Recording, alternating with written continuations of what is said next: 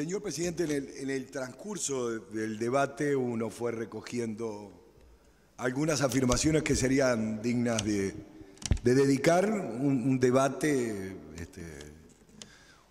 propio para cada una de ellas, ¿no?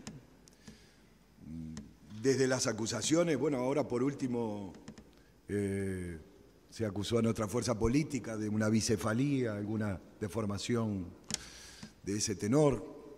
Pero después también se habló de frustración de nuestra fuerza política. De la frustración al resentimiento hay un paso muy pequeño y en realidad quien sean a nivel individual o a nivel de organizaciones, quien guía su vida por el resentimiento está condenado a fracasar. Y en realidad a nosotros nos anima siempre una vocación de cambio, de transformación, en favor de los sectores populares, de los sectores más vulnerados de la sociedad. Por tanto, esto de también de que nos alegra de lo cuanto mejor, peor, se contrasta incluso con una verificación empírica de hechos. Hemos acompañado la gran mayoría de las medidas que el Poder Ejecutivo ha planteado, aunque más no sea, a veces en la convicción de que solo mitigaban algunas situaciones de los sectores más desfavorecidos, más vulnerados de nuestra sociedad. Sin embargo, hemos recibido esta noche ese tipo de acusaciones. Por otro lado, también algunas otras acusaciones o algunos otros planteos que serían, como decíamos, dignos de un debate en profundidad, la relación de la política, eso es algo que se recurre, la relación de la política y lo técnico, y eso asombra en un ámbito, en un lugar como esto, dedicado precisamente a la política.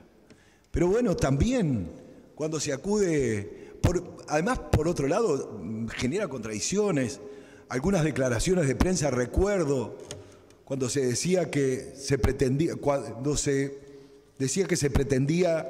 que gobernaran los tecnócratas, cuando se reclamaba que se le siguieran más las recomendaciones del GACH en plena pandemia. Por ejemplo, yo creo que son debates pendientes.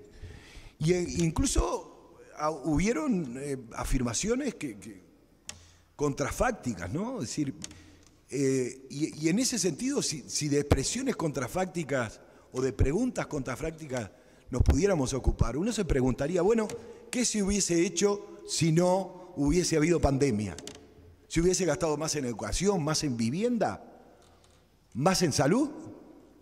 Pero la concentración de la atención en los conceptos de producción, en un sentido amplio, de distribución y redistribución de la riqueza y de los ingresos, seguramente concuerda con la preocupación central de la población en su vida cotidiana, en tanto estos conceptos en su operatividad práctica, en su concreción, devienen en fundamento de la calidad de vida de las personas. Y en este sentido, es trascendente analizar la evolución de esa concreción práctica del concepto de redistribución, porque en definitiva es en el cual la incidencia de la concepción de la política económica, del modelo económico, determina los instrumentos a utilizar y las consecuencias de dicha utilización en términos básicamente de condiciones generadas para el desarrollo de la vida de los integrantes de una sociedad y particularmente incide en términos de la concreción de la igualdad. Elemento bien importante en términos de estabilidad democrática. Vivimos en un mundo donde la desestabilización de las democracias tiene como fundamento fundamental los enormes niveles de desigualdad que presentan las sociedades. Y en ese sentido queremos analizar cómo ha sido el comportamiento o el uso de algunos instrumentos que forman parte de la redistribución en su expresión concreta. Aquí se ha hecho ya mención, pero bueno, parece bueno volver a pensar en los temas del ingreso, y en ese sentido la economía política reconoce en el instrumento como un instrumento central la política de ingresos, ¿no? La política de salarios, jubilaciones y pensiones. Y bueno, en realidad lo que nosotros tenemos aquí es una caída de los salarios extremadamente importante, ¿verdad? En el Uruguay, los ingresos provenientes de los salarios y las pasividades representan las 2/3 partes del ingreso de los hogares. Por lo tanto, no es de extrañar que si los salarios acumulan ya en el primer año, en 2019, un 3,2 de caída, y en particular cayeron un 1,6 en el 2021, en el 2021, el consumo ha caído, ¿no? A la vez, hacia esos sectores, varias medidas tributarias jugaron en el mismo sentido de debilitar los ingresos de los hogares. En enero de 2021 y 2022 se ajustó el valor de la base de prestaciones y contribuciones por el índice medio de salarios en lugar de hacerlo por la variación del IPC, lo que implicó una mayor carga tributaria para los contribuyentes del IRPF, del trabajo y del IAS. Y ya en 2020 se había incrementado el IVA en 2 puntos porcentuales para las compras con tarjetas de débito. Sin embargo, en el transcurso del 2021, la recaudación neta de la Dirección General Impositiva aumentó un 7,1%. Los ajustes tributarios, en este caso, han contribuido a profundizar los efectos asimétricos sobre la distribución del ingreso, porque, como vimos en el caso contrario de los salarios y pasividad, porque existieron un conjunto de exoneraciones hacia el capital, ¿no? En el caso de los ingresos derivados de las actividades empresariales, se adoptaron múltiples medidas que van en el sentido contrario, es decir, reduciendo la presión impositiva sobre la empresa.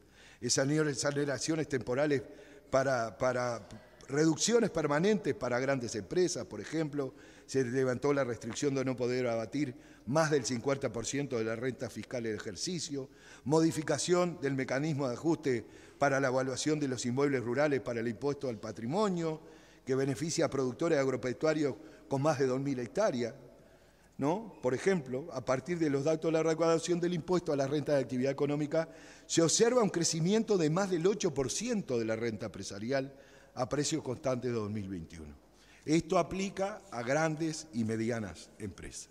Entonces, por la escasez del tiempo, nosotros tenemos que decir que, bueno, que esto profundiza un gran momento de desigualdad, una gran situación de desigualdad entre el decil más rico, en este caso, y el más pobre de la sociedad. Pero lo cierto es, presidente, que nosotros queríamos referirnos también en otros aspectos a lo que es otros instrumentos de distribución, como son el empleo, como es el instrumento del gasto público. En lo que refiere al empleo, las medidas principales en términos donde tendrían que ser en el sentido de apoyar a las pequeñas y medianas empresas, que son las responsables de generar el 60 y el 65% del empleo privado en el Uruguay.